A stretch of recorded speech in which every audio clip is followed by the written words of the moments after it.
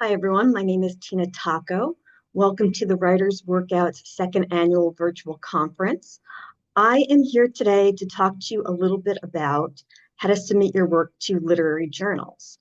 So if you're brand new to that and you're right on the edge of doing it, or maybe you started out and you stalled out a little bit because it got a little overwhelming, I'm going to try to get you on the right path to get back to doing that and getting your work in print, because I think we put so much time and effort and love into what we write. And we really do want to see our names in print and share our work with however many people we can get it out there to. So let's start looking at, first of all, where to find literary journals, because that is the first step. So I am going to share my screen.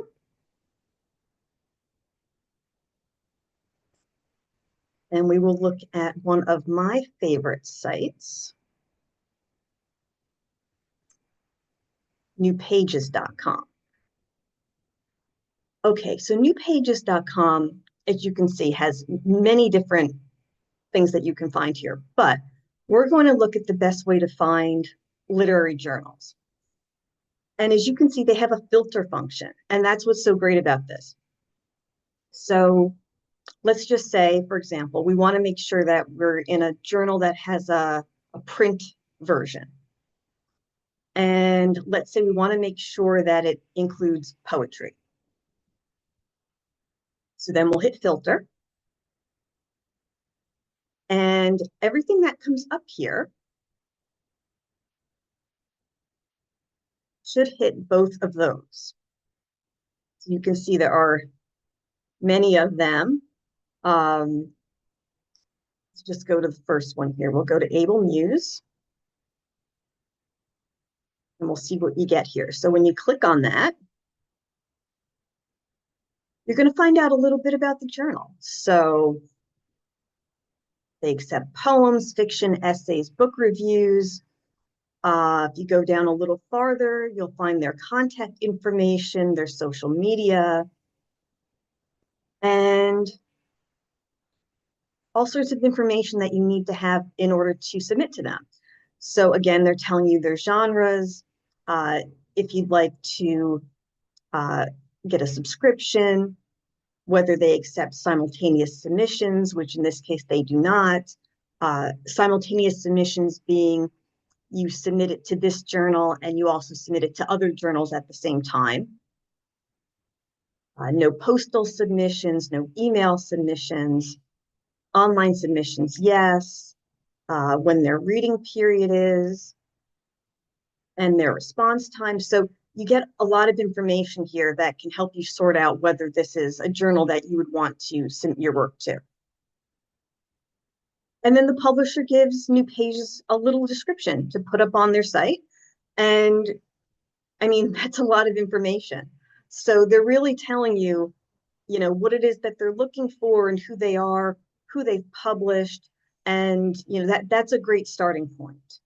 So like I said, you can filter in any way here, and then you can, you know, reset it and, you know, start from the beginning. So you want to find a place that has, you know, make sure it's online and let's say nonfiction. Oh, you can also look at this little legend over here. It will tell you interesting things like whether they have an audio component, if they do a podcast, if they have video. So that's interesting to know. And that comes up along the side of each of the listings. So we'll filter again. And now we see what we did from our new filter. So you can see they're online and in print. That's Allium, Apple in the Dark, they're only online. Apple Valley Review, only online. So again, you just go on and on here in alphabetical order. So that's a great way to start. Now, also on New Pages, they have another section, which is called Calls for Submissions. And now this is timely. because if you scroll down here, you can see. So these are journals that have posted that they're looking for work right now.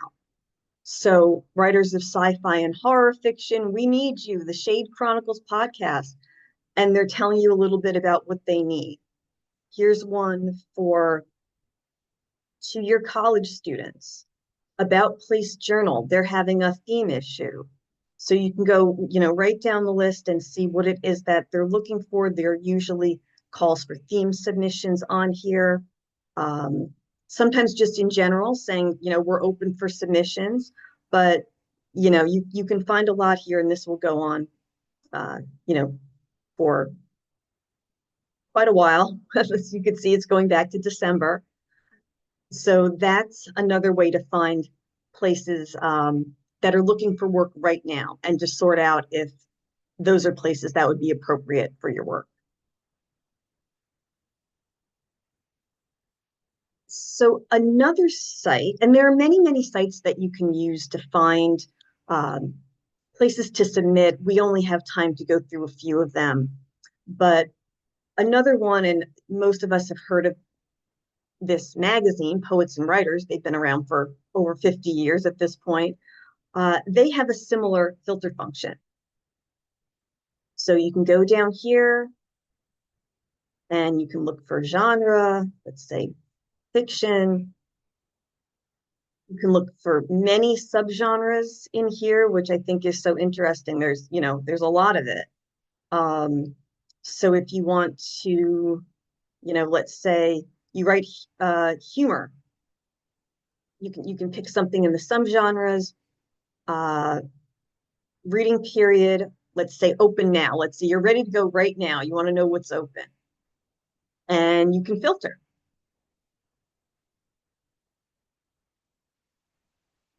And you'll go right down this list. You'll see the genres, the subgenres. It'll show you all the subgenres that the journal has, but whatever we put in there, that should be in there. So you can see humor right there under this journal, all existing. It'll tell you the reading period.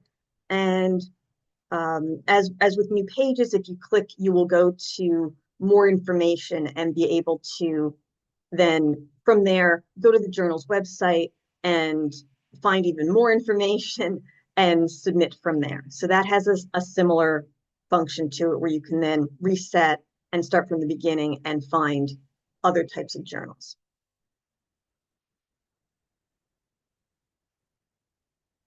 Okay, so those are just a few ways that you can find journals that might be looking for your work. And, don't forget, there are so many journals out there that you'll come across many, many, many journals. It's just a matter of sorting through them and seeing who's looking for what you write. So when you get to the journal's website, you might want to look and see if they have some stories, essays, poems posted, and then get a feel for what they're looking for. That's one way to do it, so that you just don't submit to places that aren't looking for your work, and you don't waste your time and the editor's time, but that you just don't submit wildly. So let's say you've done that, and you want to find even more ways to locate journals. I told you there are a million ways. So here's another way. If you want to go old school, you can go right down to your local library. They probably have anthologies. So anthologies publish fiction, essays, poetry, work in sci-fi, humor, all sorts of topics and genres. And they publish usually annually, and they pick those pieces from journals that have submitted to them. And so this one is from 2018, but they go on, they'll go back many, many years, and you'll often find current ones in your library system. And in the journal, you'll find great work to read in the anthology, excuse me. But in the back, you'll find this. These are all the journals that submitted, not just the ones that they picked the pieces from, all the journals that submitted, and it gives you their contact information. So this is only the first spread. This will go on and on alphabetically until you get to XYZ. So that's one way of doing it. Here's another one, Best American Short Stories, again, annually. They do not have all the contact information in here, but they give the names of all of the journals and magazines. The one I have here is the best small fictions, and they do it a little bit differently. They don't have that page or pages, I should say, in the back, but they tell you right here, right where the story starts, they tell you where it came from. So again, you can find journals in so many different ways. Okay, so you've done that. Now, let's say you're going to go to a journal's website. So I have pulled up here, I'll share with you, the website for Boulevard. Now, this journal's been around for decades. And what you want to look for when you get to a journal is, it's usually up here at the top. You want to find, number one, the writer's guidelines. So in this case, it says write. It might also say writer's guidelines, submission guidelines, submissions, submit, something like that. And then you're going to find their general guidelines and their contest guidelines. So we'll just go to their regular guidelines in this case. And they're going to tell you everything you need to know. Here's their submission period. So they're open now, November 1st through May 1st. You need to submit online through Submittable. That is a very important platform that many, possibly even most, I'm not sure, kind of seems like most journals use for submissions. They want to have your name and contact information on submissions. Some places, a few would like them to be anonymous, but they're telling you, put your contact information on there. We allow simultaneous submissions. They'll accept work that you're submitting to other journals at the same time. So all sorts of information here should be in English. They will accept cover letters, but they're not required. And they're telling you right up front that they have a $3 fee to submit online. And then here are the genre-specific guidelines. So work up to 8,000 words for prose. They don't like science fiction, erotica, westerns, horror, romance, or children's stories for publication. They will not accept those.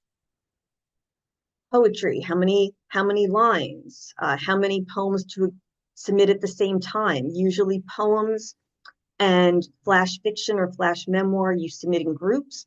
So it's usually 3 to 5. So they'll accept up to 5. And they're telling you that they pay. That's a little unusual. A lot of places give you contributors copies and there's not money involved. They tell you right up front, here's what they pay. Okay, so that's what most writers' guidelines are going to look like in one way or another. They may be more specific or less specific than that, but there are even a few places that say we don't really have any guidelines, just send us your best work. And, you know, that's great too. Most of them have something very specific.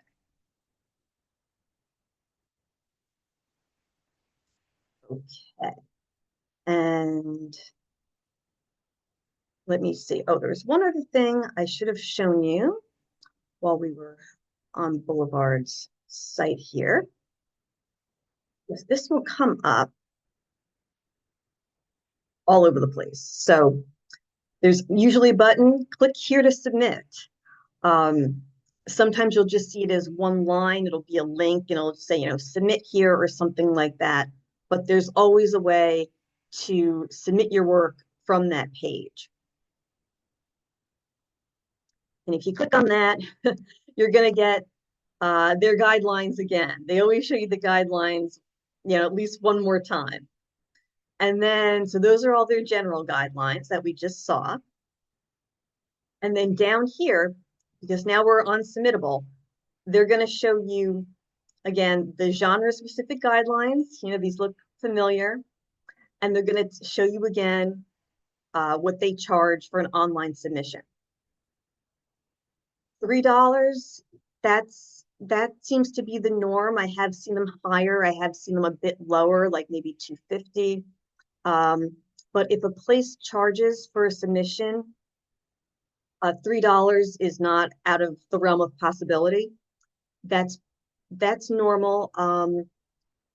If you're looking for places that don't charge, that's another way to go. $3 adding up again and again is something to consider when you're submitting. So from here, let's just say that we were going to submit fiction. So as I said, you will need Submittable. Every place, or most places, I should say, not every place, but most places do use Submittable. So if you Google Submittable or go to accounts.submittable.com, you will get a page where you can create an account. It's free. So it just costs you a minute of your time to put in your email address, your name. When you hit continue, it will ask you for your mailing address, and it will have you create a password. So similar to, most sites. And I can't do that because I already have one, but that's what you would do. So instead, I already have Boulevard's Submittable page called up. So we'll go back to them. So we clicked on the big submit button and it took us to all the guidelines again. And having clicked on fiction, now we're at the page where we can submit. So here are the fiction guidelines yet again. You can double and triple check yourself to make sure you're following the guidelines. And sites basically ask for this: the title of your work, the cover letter, and then you attach your file, and they will tell you whatever file types they will accept. This is a little unusual, asking geography, where you're located, but you might find something below name, cover letter, attach your submission. Maybe they want you to get a subscription. They're encouraging that, or a donation. They might ask what theme you're submitting to, if they have a theme. So you would click on general submissions or whatever the theme is. And then from there, again, it's going to be right up front with you that they're charging $3, and you would continue to payment. So if we had this whole thing set up with a document attached, name, cover letter, we would go to it would allow us to go to the payment page, and you'd put in your credit card information, and then you'd click submit. If they were not charging a submission fee, the submit button would be right here. And when you click submit, your submission is going to go into your own Submittable account. And Submittable will organize all the ones that you've submitted to, every journal, all your submissions. And those are your active submissions. And we'll say, it's kind of neat, it'll say either next to it, received, meaning it went through successfully. And you'll also receive an email confirmation, and it will say so on the screen, so you know it went through. But when the journal is moving the piece along, like they're either reading it or they've opened it and they're ready to go, it will say in progress. So you know that something's happening with your work. It's not just, sitting where it's been submitted and it's not ready to go yet. And then at that point, after it's been reviewed and accepted or declined, Submittable automatically moves it from your active folder, it's like your main page, into a folder that says accepted or declined, and that's where it'll stay. So that's a very good function of Submittable, and so it keeps those in there, and you can go back and look and see if you've already submitted something to a journal, etc. Okay, so I'm gonna stop sharing Submittable at the moment. Okay, so we have gone from how to find journals and filtering and getting to the genres that you want to submit to, and also the old school way of looking in actual books and finding those journals. We've looked at a journal's website to review the guidelines and to see how to submit from there. We've looked at signing up for Submittable and submitting through Submittable and how that'll look on the page for you. So now I want to take one look here, one last thing, which is submission format. So this is the way that I do it and the way that I was taught to do it. And I think this is fairly standard. So most places, unless they're looking for anonymous submissions, would like your contact information to be flush left. So upper left-hand corner. On the right, if you're doing prose, you put the number of words in your manuscript. And underneath that, the rights that you're offering. So most places look for first rights or first North American serial rights, which basically means you haven't published that piece before, or you haven't published that piece in North America before, if it's first North American serial rights. If you had published it before and you were looking to get it reprinted somewhere, if you can find a place that accepts reprints, that's what you would say here, reprint rights. So then they know that. The title, I always use bold and in caps because that's the way I was taught to do it, by your name. And here's your wonderful and brilliant story in an easy to read font at 12-point type with 1-inch margins. Easy to read font. This is Book Antiqua. Verdana is good. You can't go wrong with Times New Roman. 12-point type in 1-inch margins, unless they say differently. That's pretty standard because it's not too hard on the eyes, and also it gives a little white space around the piece. So people who are reading it, their eye kind of rests. So that's the general way of doing this. And then I always put a header in. And the way that I do it, you don't have to do it this exact way, but I always put my last name, page number, and the story title. Or if I'm submitting more than one story, if they're allowing that, such as I said, flash fiction they might accept up to 5, I put all the story titles.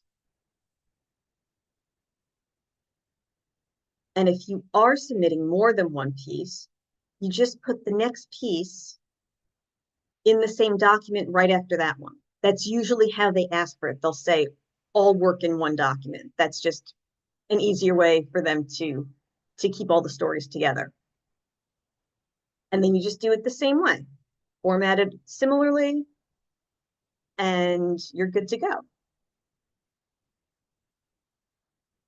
And I will also show you, it's a bit different, what it looks like if you're submitting a poetry manuscript. Okay, so contact information, upper left, first rights, if you haven't sold it anywhere already. Poetry, you would tell them the number of lines instead of the number of words, but that's the only change to the top there. Title by your name.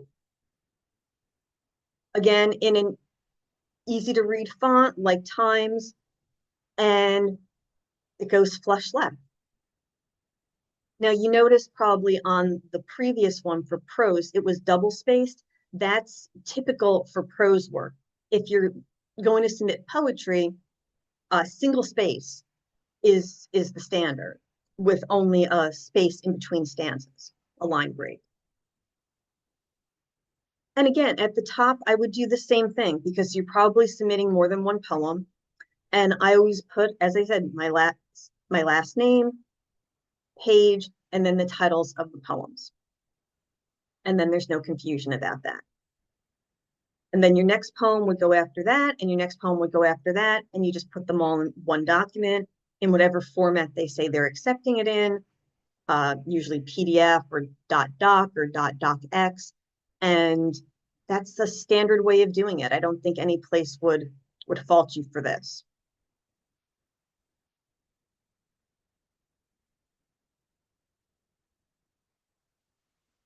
Okay, well, I've taken you through the nuts and bolts of getting your work out there. I hope that this was helpful to you. Again, my name is Tina Tocco, and I wish you happy submitting and all the best of luck. And if I could say anything else, I would say don't stress. Just find those places that you think will accept your work. Don't be afraid and just get your work out there. If you know it's ready, someone else will know it's ready too. And you will see your name in print, and you will forget all of those rejections that you may get along the way, but you will not forget the acceptances. So get your work out there, people. Thank you very much, and enjoy the other videos from the conference.